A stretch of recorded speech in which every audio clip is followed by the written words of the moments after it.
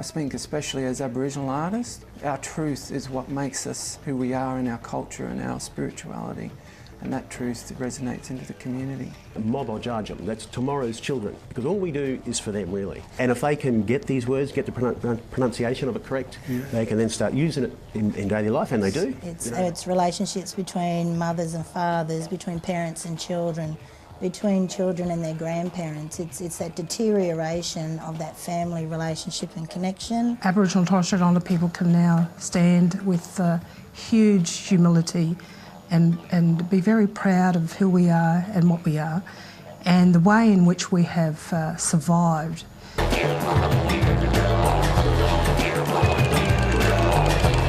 Welcome to Beyond the Boundary Road. I'm Fred Leone. And I'm Mandanara Bales.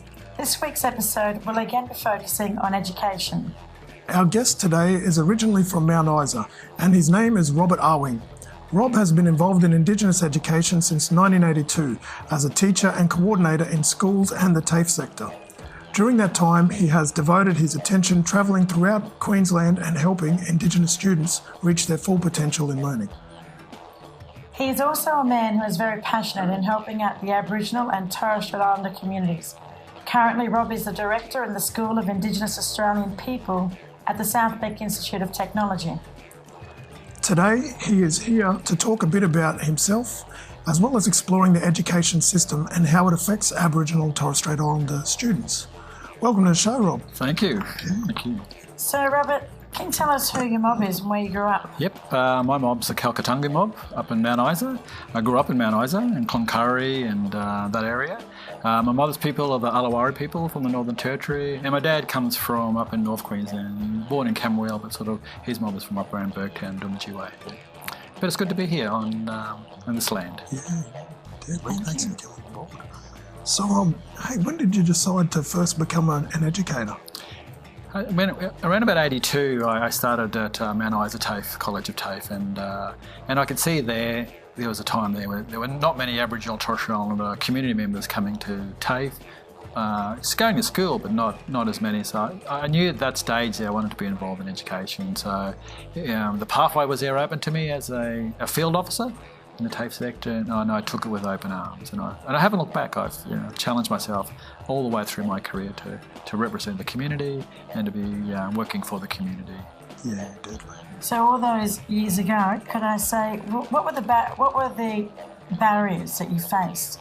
You had a goal and you planned to reach that goal. Was there any barriers back in those days where you kind of thought... When I first started out, there were not a lot of Aboriginal teachers and Torres Strait Islander teachers in the classroom, in the TAFE sector, and I knew when they had that strategy, 1,000 teachers by 1990, that I wanted to be a teacher. And that was a goal of mine at that stage. And I reached that goal around about 1990 as well. So I'm happy to be a part of that goal. But the strategy itself was about making sure that we have more of our mob in the classroom teaching. And I think that's what our community wanted as well at that particular stage in our history, is they wanted more of our mob to be in the classroom teaching. And also being teacher aides as well. And that overcomes some of the barriers when we have our classroom teachers. Because it allows our mob to have that different communication in the classroom as well, especially when we have, when our kids grow up with Aboriginal English as a third or even second or a different language, and you're spending that time in the early years of schooling and then going through to high school and going on the TAFE and university. It is really about sort of making sure that we have strategies in place to make sure that the pathway is a smooth transition through the early years right through to not only through the TAFE sector but through onto employment as well. So I think the goal for me was ensuring that education was meeting the needs of our community, but also leading on to pathways that they want, whether it's university or TAFE or employment. But the key thing I think was about giving people a second chance or a third chance or a fourth chance. If you for historical reasons, for policy reasons, that you weren't able to succeed, you needed another chance in life. And I think TAFE was giving us a second chance in life for our community and our mob. In our community, we can never have enough positive male Aboriginal role models, and our young men need a lot of people like yourself to be able to aspire to something, to have something to aspire to. Who were some of your role models when you were growing up? The key one for me was Senator Neville Bonner. When he walked into the TAFE College at Mount Isa and spoke to all the staff there, that was a moment that I look back on now as the reason I've succeeded. And my boss asked Neville Bonner, what does Robert have to do to succeed with the community?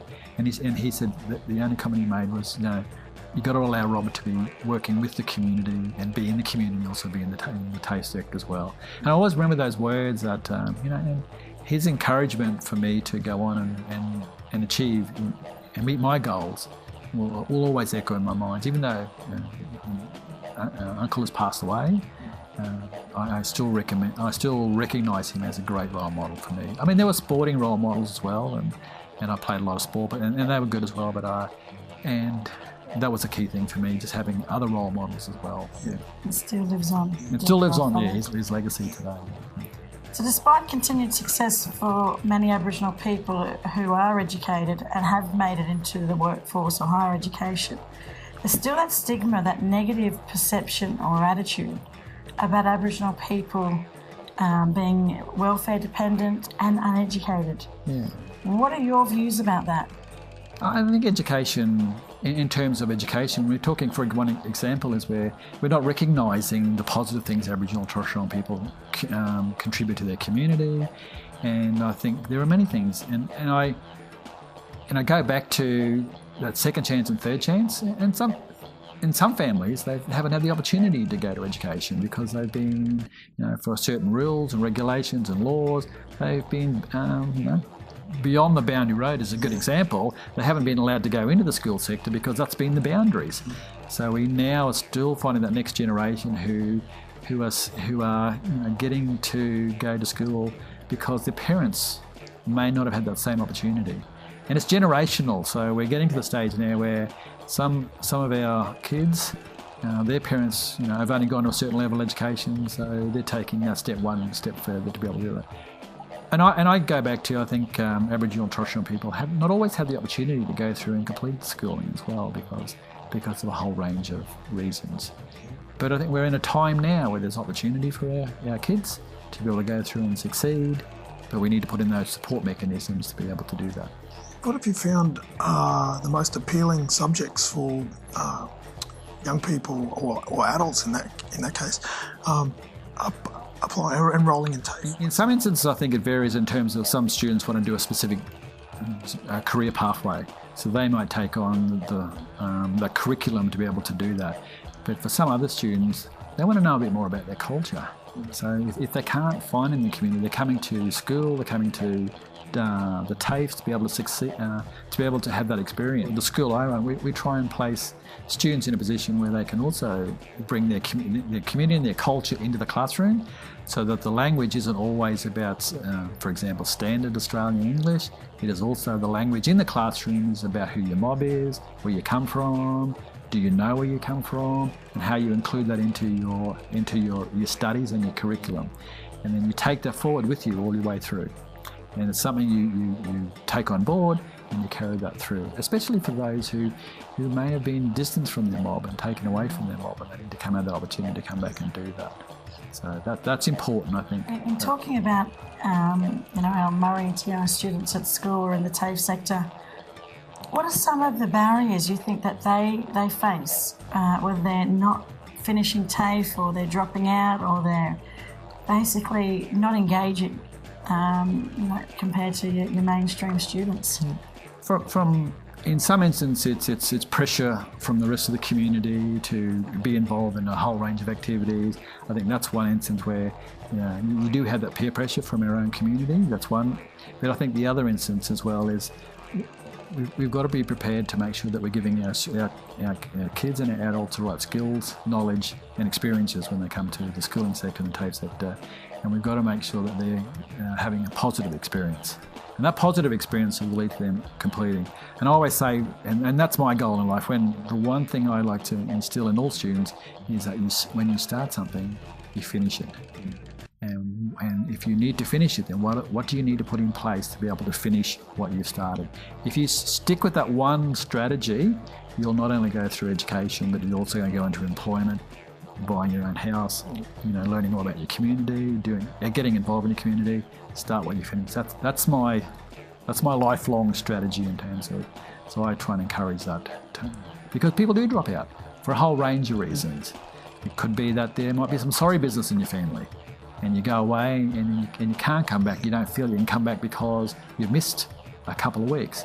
But the importance of sorry business takes a little bit of a priority over your education sometimes. So that's one example. So, but how did then you complete? So you come and negotiate.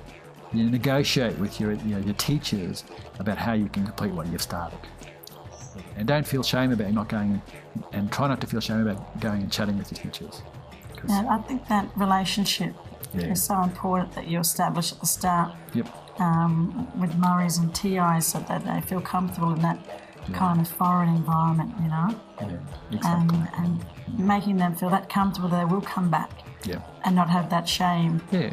I don't know how to kind of go about things.